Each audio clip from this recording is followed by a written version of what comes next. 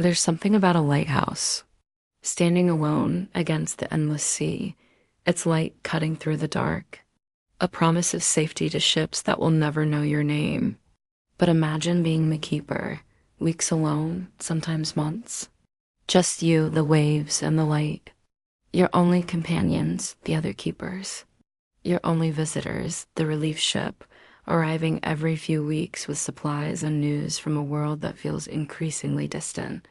Now, imagine that relief ship arrives, and you're not there. No note, no struggle, no explanation. Just an empty lighthouse, a logbook with strange final entries, and a question that has haunted the world for over a century. What happened to the keepers of the Flannan Isles? Before we journey to that lonely island, I have a gentle request. If this voice has ever guided you through dark waters, please consider subscribing to this channel. Think of it as a lighthouse, a steady signal you can return to whenever you need to find your way back to rest. Now, let that intention drift away on the tide. Your only task tonight is to listen, and to let the sea carry you. December 1900, the Flannan Isles, Scotland. 7 small islands about 20 miles west of the Isle of Lewis. Rocky, windswept, uninhabited except for one thing, a lighthouse. Built just a year earlier in 1899, on the highest point of Eilean Moor, a 75-foot tower designed to warn ships away from these treacherous waters. 3 keepers manned it. James Ducat, the principal keeper, Thomas Marshall, second assistant, and Donald McArthur, the occasional keeper filling in while the regular third keeper was on leave. They were experienced men. They knew the sea. They knew isolation. They knew their duty. On December 7th, the relief ship arrived as scheduled. The keepers were fine. Supplies were delivered. The ship left. On December 15th, a steamer passed near the islands. The captain later reported that the lighthouse was dark.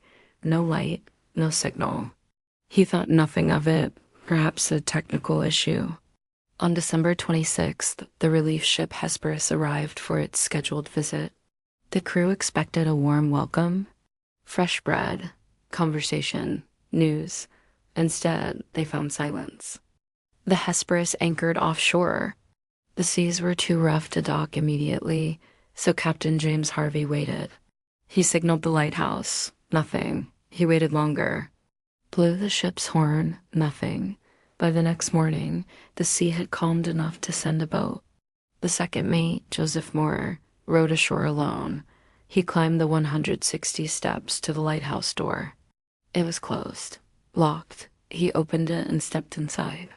The entrance was clean, orderly, normal. He called out. No answer. He climbed the stairs to the living quarters. The beds were unmade, as if the keepers had just risen. The clock on the wall had stopped. A chair lay overturned on its side.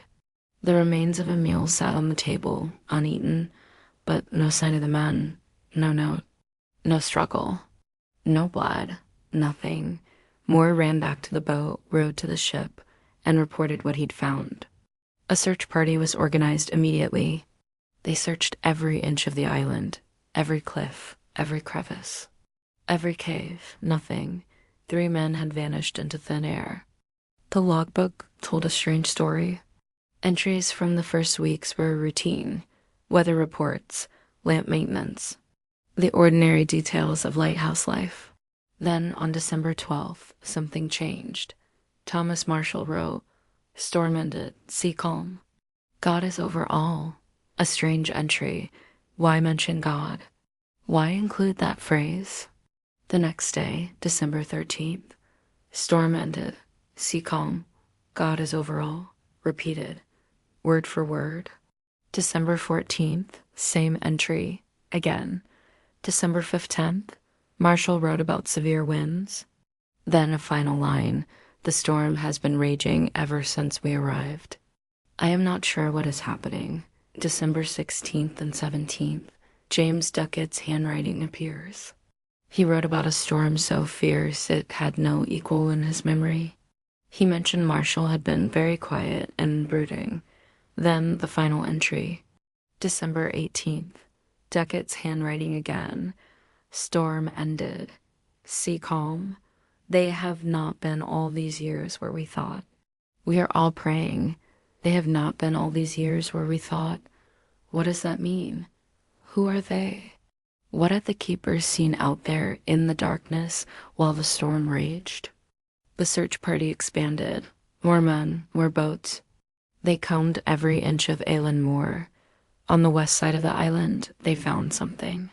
A storage box, normally secured high above the reach of waves, had been ripped from its moorings and smashed against the rocks.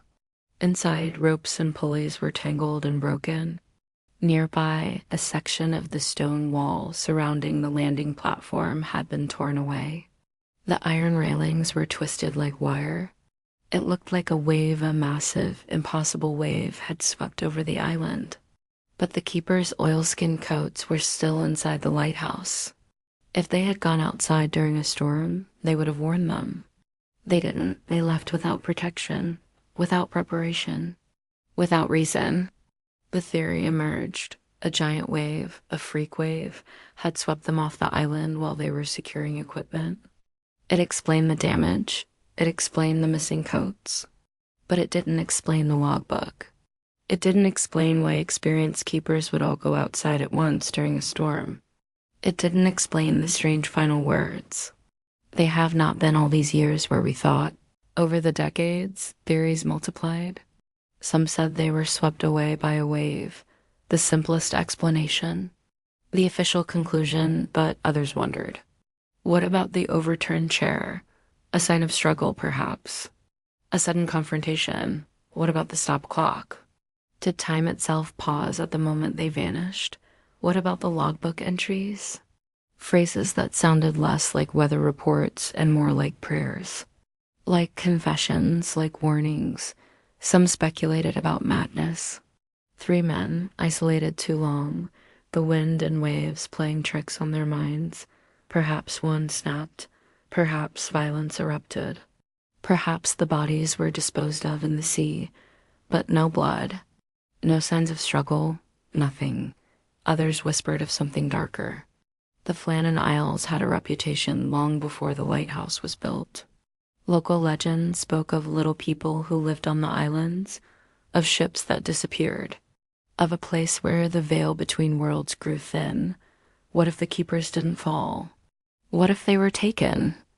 James Ducat was 43, a veteran keeper with years of experience, a family man. He had served on remote lighthouses before. He knew isolation. He knew the sea. Thomas Marshall was 28, described as quiet, reliable, steady. He kept the logbook faithfully until the end.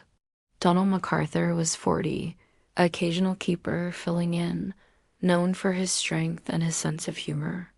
The kind of man you'd want with you in a crisis. 3 ordinary men, but something happened in those final days. Marshall's log entries grew strange. Ducat noted Marshall's brooding silence. McArthur, the strong one, left his oilskins behind an unthinkable mistake for an experienced seaman. What changed? In 1977, a man named Peter Hill worked as a relief keeper on the Flannan Isles. He wrote about his experience years later. He described the overwhelming power of the place, the constant wind, the sea that never stopped moving, the feeling of being watched. He said that after a few weeks, he started to understand how men could vanish there, not from waves, not from madness, from something else, something that lived in the isolation itself. There's a reason lighthouse keeping was one of the most dangerous jobs in history. Not the storms, not the waves. The isolation. 3 men trapped together for weeks, sometimes months. No escape, no privacy, no relief from each other's presence. Small annoyances become obsessions. Silence becomes accusation. The wind becomes voices. Psychologists call it prolonged isolation syndrome, hallucinations, paranoia, shared delusions. It's happened before, on ships, on Antarctic expeditions, in space stations. Men have seen things that weren't there, heard things that couldn't be real, believed things that made no sense. What if the keepers of the Flannan Isles experience something similar? What if, in the howling wind and endless darkness, they started to see something? And what if that something wasn't a hallucination? The logbook entry haunts me. They have not been all these years where we thought. Who are they? And where did the keepers think they were? The official investigation concluded that the men were swept away by a sudden wave while securing equipment. The case was closed, but the questions remain. Why were all three men outside at once during a storm? Why did they leave their oilskins behind? Why did the logbook contain those strange final entries? Why did the clock stop? And what did Marshall mean when he wrote, "They have not been all these years where we thought"? The Flannan Isles Lighthouse still stands. Automated now, no keepers needed. The beam still sweeps across the water every night, warning ships away from those treacherous rocks. But if you listen to the wind on a stormy night, some say you can hear something else. Voices, maybe, or just the sea. Or maybe, just maybe, three men, still waiting, still watching, still wondering when someone will come to take them home. Some places hold their secrets tight. The Flannan Isles keep theirs still. Three men vanished. A logbook with strange words, an overturned chair, a stopped clock. We'll never know what really happened, and that's okay. Not every mystery needs to be solved. Not every question needs an answer. Some things exist only to remind us that the world is larger than our understanding. Tonight, as you drift toward sleep, let the sea carry you. Let the mystery remain unsolved. Let the questions fade into the rhythm of the waves. The keepers are gone. The lighthouse still stands. The beam still sweeps. And you here, in the safety of your own darkness, can finally let go. Thank you for journeying to that lonely island with me tonight. If this story helped quiet your mind, please consider leaving a like. It helps others find their way to these gentle waters. And remember, some mysteries are meant to remain unsolved. Let this one drift away now. Good night.